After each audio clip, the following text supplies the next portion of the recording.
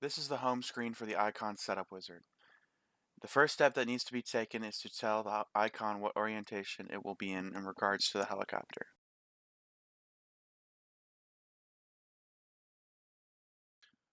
Next is telling the icon how it will communicate with your radio. There are many predefined selections, so it's just a matter of choosing the one you are using.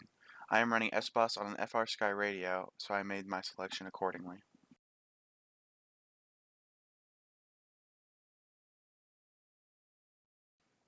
After you have told the icon your method of communication, it will give you a graphic that will tell you exactly how to plug in all your components. At this time, you will also be able to identify which servo number represents each respective servo.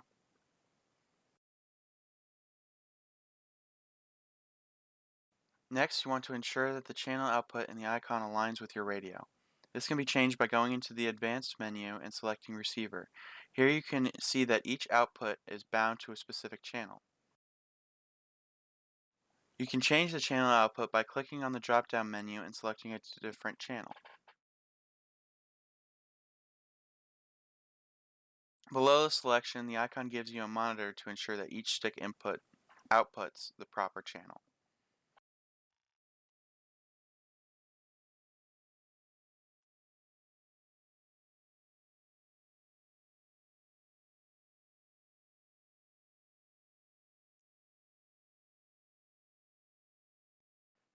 Moving forward, the icon also gives you a monitor in the wizard menu to double check everything is outputting correctly. Next, you want to tell the icon the swatch plate geometry for the RS4. Select HR3 120 degrees.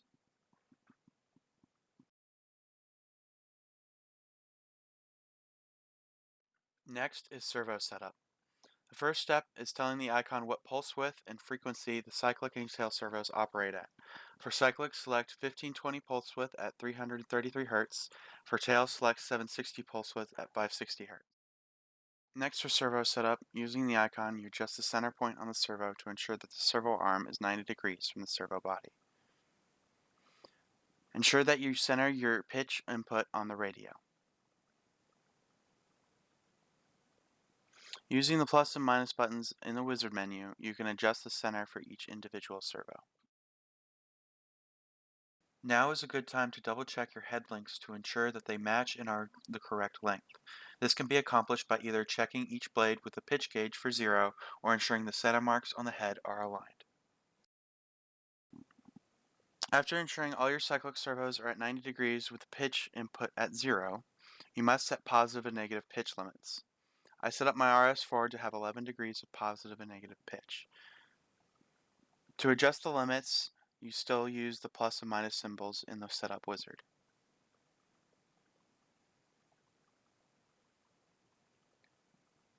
It is important to note that you only adjust the setting in one direction, either positive or negative. If your pitch limits are different from positive to negative, you must change the travel endpoints in the radio for one direction.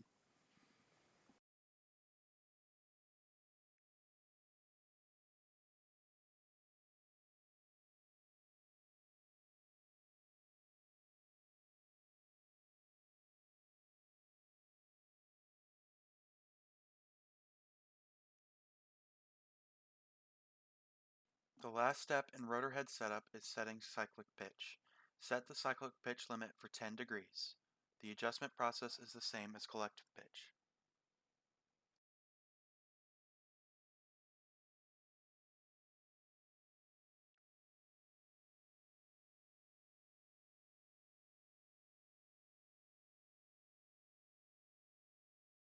Next step in setting up the icon on the RS4 is tail center and endpoints. This is also where you would reverse the servo if need be. Note that I have it so that the tail gain is adjusted in the gyro and not the radio. This is a preference. Adjust the center point so that the tail servo arm is 90 degrees from the servo body. Next, move your tail input to the extreme on the radio and adjust the endpoint so that you get maximum travel from your tail without any binding in each direction. Next is to tell the icon the type of head and the general size of the blades that it will spin. This will help generate the initial gain values used as a baseline.